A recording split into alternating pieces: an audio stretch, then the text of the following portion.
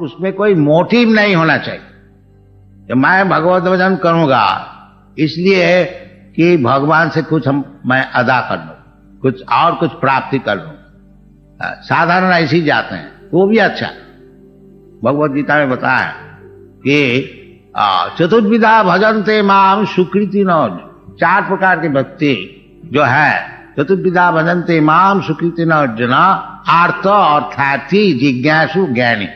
आर्त का अर्थ दुखी जो है, हर एक प्रकार से, शरीर से और दुनियादारी से जो दुखी है, वो भगवान के पास जाते हैं कि भगवान ये हमारा दुख है, थोड़ा मिटा दीजिए। तो भगवान मिटा देता है, इसमें कोई मुश्किल नहीं है भगवान के लिए। और अर्थार्थी है, जो कि धन नहीं है, धन के लिए भगवान से प्रार्थना करते हैं, तो वो भी भगवान मिटा देते हैं, कोई मुश्किल नहीं है। और ज्ञानी जो है, जो धन नहीं चाहते हैं, वो चाहते हैं जो वास्तविक भगवान वस्तु क्या है, उसका नाम ज्ञानी।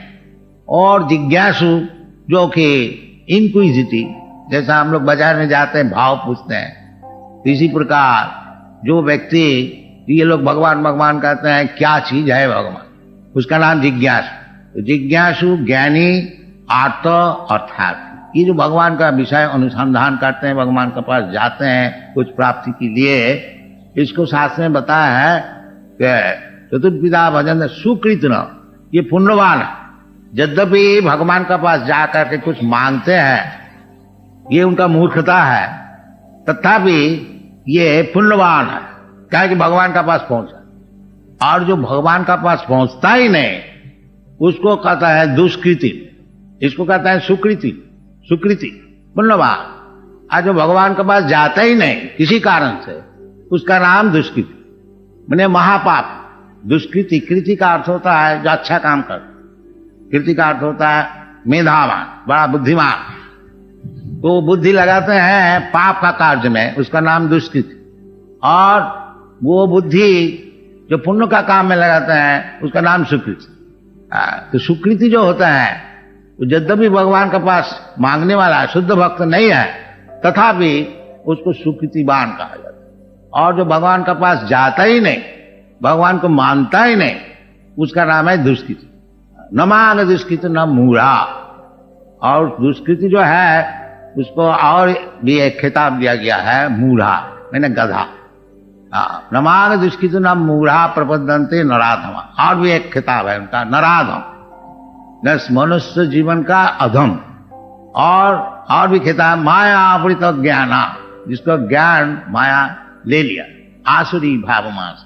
तो यदि वास्तविक हम लोग सुखी होने को चाहते हैं, जीनो आत्मा सुप्रसीदत, यदि आत्मा को सुप्रसन्न करने को चाहते हैं, तो ये पद्धति आपको ग्रहण करने पड़ेगा। वो क्या चीज है?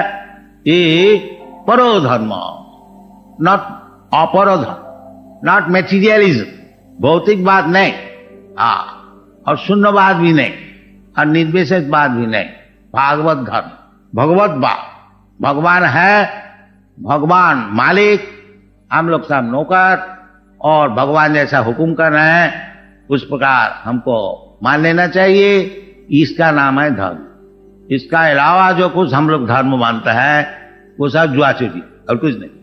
ये शास्त्र में बताया है कि धर्म प्रोज्झित कोई तो बहुत, जितने प्रकार के जुआचोरी धर्म है, यानी है जुआचोरी, बाकी धर्म का नाम से चल रहा है, वो प्रोज्झित कोई तो वस्त्र, उसको झाड़ू दे के फेंक दिया गया। जैसे आप लोग घर में झाड़ू दे करके वो जितना मैला है बाहर फेंक देते हैं, श्रीमद् भागवत में वो जो धर्म है, जो जुआचोरी करने वाला का है, वो सब झाड़ू दे करके फेंक दिया। असल धर्म है ये, सबई पुंसांग परो धर्म जतो भक्ति रघु, वो धर्म है जिसको पालन करने से भगवान के चरण में भक्ति हो, उसका नाम है धर्म। और यदि आप प्रसन्नता चाहते हैं तो इसी धर्म को पालन करना पड़ेगा।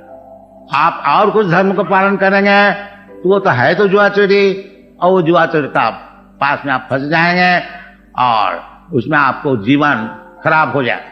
ये भी शास्त्र में बताया है, मंदा सुमंद मतयो मंद भागा जुबद्धता, ये कलयुग में होने वाला है, हो भी रहा है। कि प्रायेण अल्प आयुष, इस युग में आयु बहुत कम होता है। कलि युग में आखिरी 100 वर्ष तक आदमी जी सकता है, इतना लिमिट है। बाकी आजकल कौन जीता है 100 वर्ष, वो आस्ते आस्ते कमती होते जाए। जैसा कलि युग का आगे बढ़ना है, ये आयु, दया, बल और धर्म, ये सब चीज कमती होते जाए। तो हो रहा है आजकल कौन 100 वर्ष बचता है। 60-70 वर्ष कोई जीता रहे तो समझता है बहुत बुढ़ा। आगे जाके कोई 20 वर्ष 30 वर्ष तक जिएगा तो उसको माना जाएगा बहुत बुढ़ा, ऐसा शास्त्र में है। तो